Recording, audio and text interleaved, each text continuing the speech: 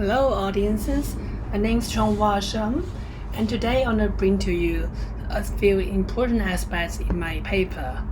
So my paper is about the comparison of Newtonian and Lagrangian formulation. So Newtonian formulation is what we have learned in elementary physics classes, where F equals ma, that's easy.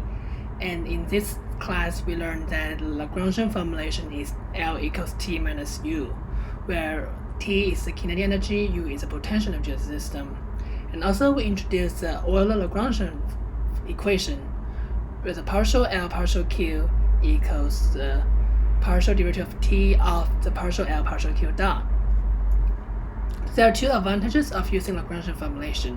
The first is we have the free choice of coordinate, because in some complex cases, we may have to use spherical coordinate, where it could be hard to use in the Newtonian formulation because you have to do all the conversion stuff. And the second thing is that we see that in Lagrangian formulation, we describe the system as a whole. So it's easier to describe a complex system. And also, Lagrangian formulation has a drawback, which is when it comes to dissipative system, it's very challenging to add constraint to this equation and to get the right equation of motion. And let's talk about the two important implications in Lagrangian formulation. So first of all, we have the Euler-Lagrangian equation, and if in the Lagrangian formulation we write down, which is T minus U, it does not depend on Q.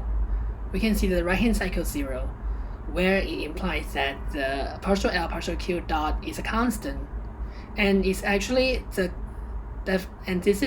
the generalized momentum. We can easily observe this if we use a simple 1D example as a case.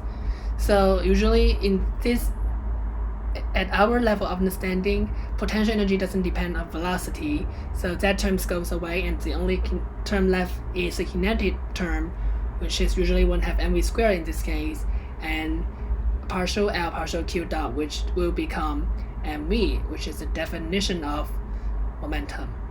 Hence, this is the first important implication of Lagrangian.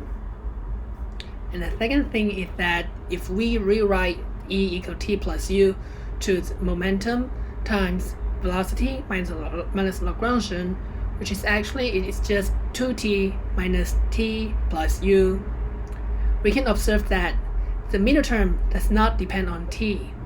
So we can differentiate both sides by T, and we can see that the middle term goes away, and then therefore we have the change in energy with respect to time only depends on the change of L with respect to time, which means if the Lagrangian term it doesn't explicitly depends on T, the energy of the system is a constant.